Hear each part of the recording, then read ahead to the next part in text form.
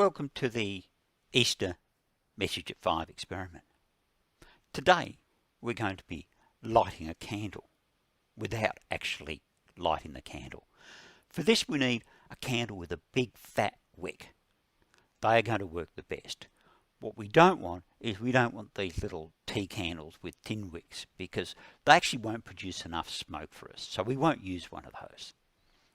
So you need to take some care with this, so have your parents help you because we're playing with fire. And first of all we light the candle, and then we need to let the candle burn for 30 seconds or so. What we want to do is we're going to want to get a nice high flame because that'll help us get some good smoke. And it's best to do it in a place where you don't have a draft, because then the smoke will go straight up. And if you have a lot of people moving around, you'll actually have the smoke dispersing. So we blow the candle out, and almost immediately we just try and light the smoke. We don't touch the wick, we light the smoke. Let's look at that again.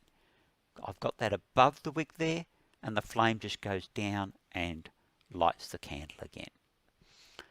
So what it's doing is it's running down the smoke particles. There's little particles in the air. You'll be able to see it in the close-up as it runs down those smoke particles and goes down and lights the wick.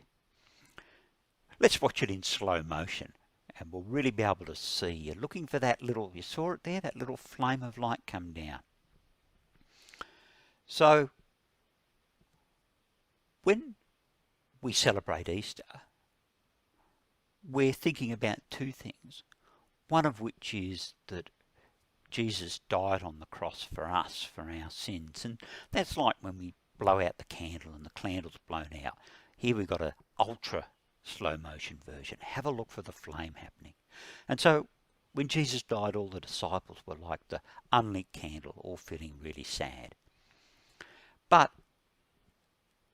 miraculously, the candle relights.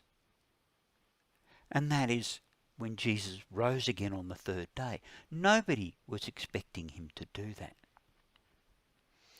You want to watch really carefully just to see if you can see that little bit of flame come off down the smoke particles and onto the candle. There it goes. And it's just lit the candle. So if you're doing this at home, it's useful to do it in a darker area. Make sure you've got no drafts. And children, you need to be very careful because we do have a flame and it could burn you. So thank you for watching the video, and I hope you get some enjoyment out of this experiment.